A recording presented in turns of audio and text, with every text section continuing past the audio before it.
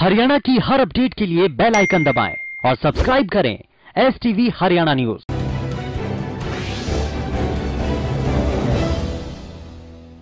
नमस्कार, आप देख रहे हैं फटाफट हरियाणा और मैं हूं आपके साथ शुभेंदु सिंह। रुक कर लेते हैं खबरों का। प्रदेश में 1790 कुल संक्रमित मरीजों की संख्या हो चुकी है। इसके अलावा इलाज के बाद अब तक 941 मरीज ठीक हो चुके हैं। चंडीगढ़ में गृह मंत्री अनिल विज ने शुक्रवार को हर समय पोर्टल पर दी जाने वाली सेवाओं में 15 अन्य सेवाओं को लॉन्च किया। इस दौरान उन्होंने पुलिस विभाग के अधिकारियों को निर्देश दिए कि अंत्योदय सरल पोर्टल पर ऑनलाइन DDR शुरू किया जाए। साथ ही उन्होंने कहा कि पुलिस की crime and criminal tracking networking system की 15 और सेवाओं को हर समय पोर्टल को सरल सेवाओं के साथ जोड़ने से नागरिकों को सुविधा उपलब्ध होगी। इन सेवाओं को लेने के लिए पंजीकरण और सेवा आग्रह के लिए सामान्य फॉर्म बनाए गए हैं ताकि नागरिकों को किसी तरह की दिक्कत ना हो। इधर बहादुरगढ़ से पार्षद नीना राठी और सतपाल राठी ने कांग्रेस को छोड़कर बीजेपी का दामन थाम लिया है। बीजेपी प्रदेश अध्यक्ष सुभाष बराला की मौजूदगी में नीना राठी और सतपाल राठी ने बीजेपी की सदस्यता ली। इस मौके पर सुभाष बराला ने नीना राठी और सतपाल राठी का पार्टी में स्वागत किया। आपको बता दें कि नीना राठी और सतपाल राठी ने कल ही कांग्रेस से इस्तीफा दिया था।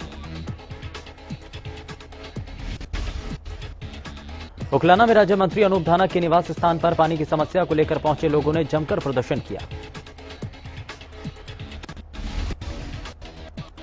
वहीं मंत्री अनूप धानक ने प्रदर्शन कर रहे लोगों को आश्वासन दिया कि जल्द ही उनकी समस्या का समाधान किया जाएगा।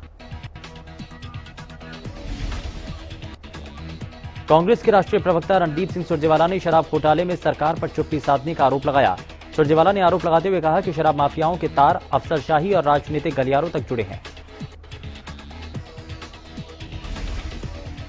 सोनीपत में कोरोना वायरस से एक महिला की मौत का मामला सामने आया। बताया जा रहा है कि 55 साल की महिला पिछले कुछ समय से टीबी की बीमारी से जूझ रही थी, लेकिन 5 दिन पहले उसे सांस लेने में दिक्कत हुई, जिसके बाद से उसे वेंटिलेटर पर रखा गया। दरअसल कल ही महिला की कोरोना की रिपोर्ट पॉजिटिव आई थी। मेडिकल में प्रेस प्रवक्ता डॉक्टर धीरज ने बताया कि कन्नौर के खेड़ी गुजर गांव की निवासी ओमवती कुछ समय से टीबी की बीमारी से जूझ रही थी। देश की राजधानी इन दिनों फतेहाबाद जिले के लिए परेशानी का सबब बनी हुई है। अब तक सेफ माने जा रहे फतेहाबाद शहर में भी कोरोना की दस्तक हो चुकी है,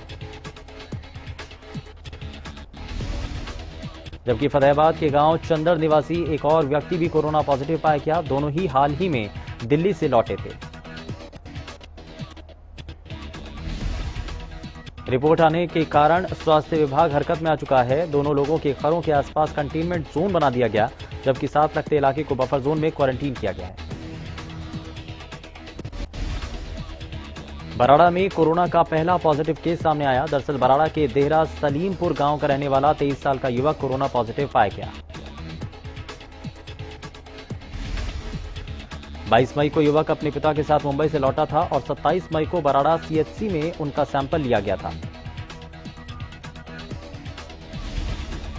इधर टोहाना में कोरोना का एक और मामला सामने आया है। बताया जा रहा है कि कोरोना पॉजिटिव मरीज दुष्कर्म मामले में हिसार जेल में है।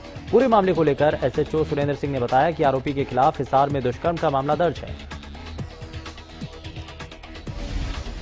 इसी को लेकर 27 मई को हिसार से महिला थाना की टीम आरोपी को पकड़ने के लिए टोहाना आई थी, जिसके बाद आरोपी का टेस्ट करवाया गया तो वो कोरोना पॉजिटिव पाया गया। सरकार के आदेशों का उल्लंघन करने वालों के खिलाफ करनाल पुलिस सख्त है। दरअसल करनाल पुलिस ने बिना मास्क लगाने वालों पर शिकंजा कसा। डीसी निशांत कुमार यादव ने इस अभियान की शुरुआत की थी। इस पूरे मामले को लेकर SHO हरजिंदर सिंह ने बताया कि आदेशों की दृढ़ता से पालना सुनिश्चित करने के लिए आदेश जारी किए गए हैं। मनरेगा में मजदूरी करने के लिए जॉब कार्ड बनवाने की मांग को लेकर मुंडलाना गांव के लोगों ने SDM से मुलाकात की। इस दौरान ग्रामीणों ने 2 लोगों पर कार्ड बनवाने के नाम पर पैसा मांगने का आरोप लगाया। कार्ड बनवाने के लिए कई बार कार्यालय के चक्कर भी लगाए गए, लेकिन कोई फायदा नहीं हुआ। उन्होंने बताया कि ग्रामीणों को काम मिले, इसके लिए मनरेगा को प्रभावी ढंग से सरकार लागू कर रही है, लेकिन कुछ कर्मचारी अपने स्वार्थ पूरा करने के लिए काम नहीं कर रहे हैं। वहीं इस मामले में गोहाना के SDM आशीष वशिष्ठ ने बीडीपीओ मुंडलाना को 3 दिन में मामले की जांच कर रिपोर्ट देने की बात कही। हरियाणा में मेरा पानी मेरी विरासत योजना के तहत सरकार द्वारा प्रदेश में 8 ब्लॉकों में 50% धान की फसल लगाने के फैसले को वापस लेने पर अब किसानों ने प्रदेश सरकार का धन्यवाद किया है। उन्होंने कहा कि प्रदेश सरकार ने जो किसानों के हित में फैसला लिया वो काफी सराहनीय है। खेती बचाओ संघर्ष समिति के अध्यक्ष जर्नैल सिंह मलवाला ने कहा कि आज के दौर में किसान बेहाल है। रतिया एरिया बाढ़ ग्रस्त होने पर धान और गन्ने के सिवाय और कोई फसल पैदा नहीं हो सकती थी, जिसको लेकर किसान धान लगाने को मजबूर थे। इस मौके पर उन्होंने किसानों को भी आह्वान किया कि बिना जरूरत के पानी की एक बूंद भी व्यर्थ ना जाने दें।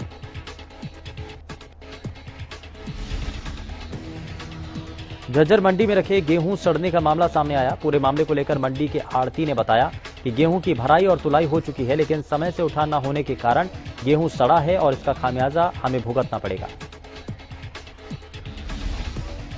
उन्होंने कहा कि जितनी मात्रा में गेहूं सड़ा है उसकी कीमत आड़ती से वसूली जाएगी, जबकि ये सब खरीदारी के दौरान आई बरसात का नतीजा है।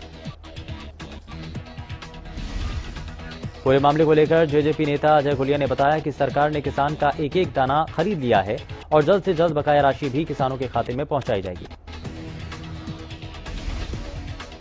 कोरोना जैसी महामारी और लगातार बढ़ते तापमान के दौरान अगर पीने का पानी ना मिले तो क्या होगा? कुछ यही हाल है झज्जर के उपमंडल बेरी के धौड़ गांव का। यहां काफी समय से पीने के पानी की समस्या बरकरार बनी हुई है। ग्रामीणों का कहना है कि बेरी के साथ लगती नहर से पानी की पाइपलाइन बिछाई गई, लेकिन बिजली नहीं होने के कारण पानी जल घर तक नहीं पहुंच पा रहा है, जिसके चलते ग्रामीणों को पानी नहीं मिल रहा है। ग्रामीणों ने बताया कि निजी पानी सप्लाई करने वालों से टैंक मंगवाना पड़ रहा है, जो काफी कीमती है। ग्रामीणों ने पानी की समस्या हल नहीं होने पर आंदोलन की धमकी दी है। सरसों खरीद के कथित घोटाले मामले में खरीद एजेंसी हेफेड, नारनौल, नांगल चौधरी, अटेली और कनीना मंडी के 18 फर्मों के खिलाफ केस दर्ज किया गया है। दरअसल विभाग के जिला विपणन प्रवर्तन अधिकारी श्याम सुंदर की शिकायत पर यह मुकदमा दर्ज किया गया है, जिनमें नारनौल की फर्म छाजूराम, नीतीश कुमार, जय श्री ओवरसीज और कुतबापुर एग्रो शामिल है। वहीं नांगल चौधरी की जिन फर्मों के खिलाफ मुकदमा दर्ज किया गया उनमें अग्रवाल खाद भंडार, सागर ट्रेडर्स जैसी कंपनियां हैं। फरीदाबाद पुलिस की सुस्ती की वजह से एक परिवार अपना घर-बार छोड़ने पर मजबूर हो गया। दरअसल दिल्ली से सटे सूरजकुंड थाना इलाके के पल्ला में जमीनी विवाद को लेकर पीड़ित परिवार पर उन्हीं के परिवार के कुछ सदस्यों ने मारपीट की, जिसमें पीड़ित परिवार के कई लोग जख्मी हो गए।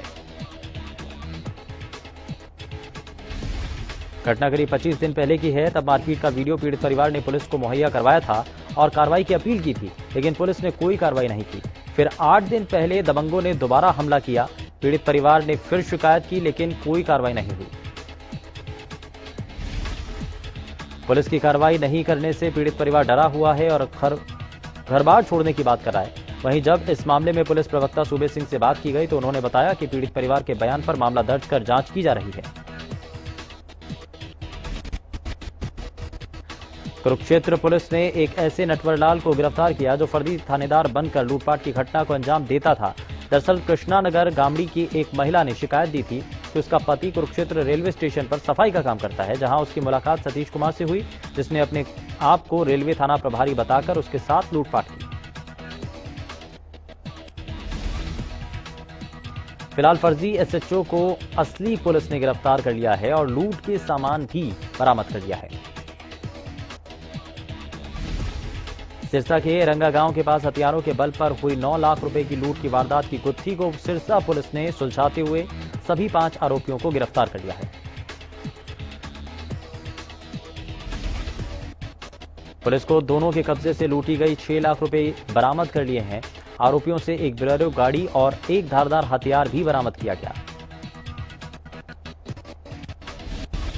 दरअसल मानसा की रहने वाली मंजीत कौर ने जमीन भाइयों को 9 लाख रुपए में बेची थी। मंजीत कौर अपने पति जगतार सिंह और ससुर बलदेव सिंह के साथ रजिस्ट्री करवाने के बाद राशि लेकर वापस लौट रही थी। तभी रंगा गांव के निकट बोलेरो में आए 5 युवकों ने कार रुकवाकर हथियार के बल पर लूट की वारदात को अंजाम दिया।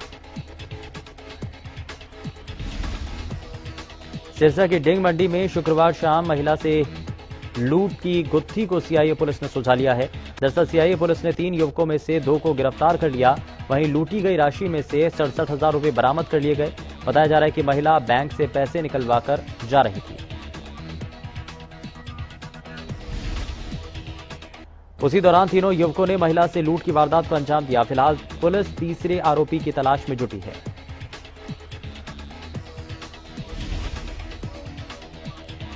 समलखा के गांव महावटी के खेतों में 60 साल के व्यक्ति का शव मिलने का मामला सामने आया। आपको बता दें कि राहगीरों ने स्थानीय पुलिस को शव मिलने की सूचना दी, जिसके बाद थाना पुलिस और एफएसएल की टीम ने मौके पर पहुंचकर जांच की। फिलहाल ये बताया जा रहा है कि मृतक खेतों में दिहाड़ी मजदूरी का काम करता था। रोहतक के सेक्टर 2 में एक महिला की हत्या करने का सनसनीखेज मामला सामने आया। महिला का शव एक निजी स्कूल में मिला है। बताया जाता है कि महिला गुजरात की रहने वाली है और 1 सप्ताह पहले ही स्कूल के प्रिंसिपल ने महिला को स्कूल में रखा था। पहले महिला यहां लोगों के घरों में साफ सफाई का काम करती थी। पुलिस के मुताबिक प्रेम प्रसंग की वजह से महिला की हत्या की गई। फिलहाल पुलिस ने इस मामले में एक युवक को गिरफ्तार कर मामले की जांच शुरू कर दी है। करनाल के झुंडला गांव में आज तड़के आग लग गई। आग लगने से दुकान में सो रहे दीपक नामक युवक की मौत हो गई। बताया जाता है कि दीपक की ट्रांसफार्मर ठीक करने की दुकान थी, जिसमें काफी मात्रा में ट्रांसफार्मर का तेल रखा हुआ था। दुकान की रखवाली करने के लिए रात को दुकान में ही दीपक सोता था। आज सुबह अचानक दुकान में आग लग गई, जिसमें जलने से दीपक की मौत हो गई। आग कैसे लगी, अभी इसका पता नहीं चल पाया है।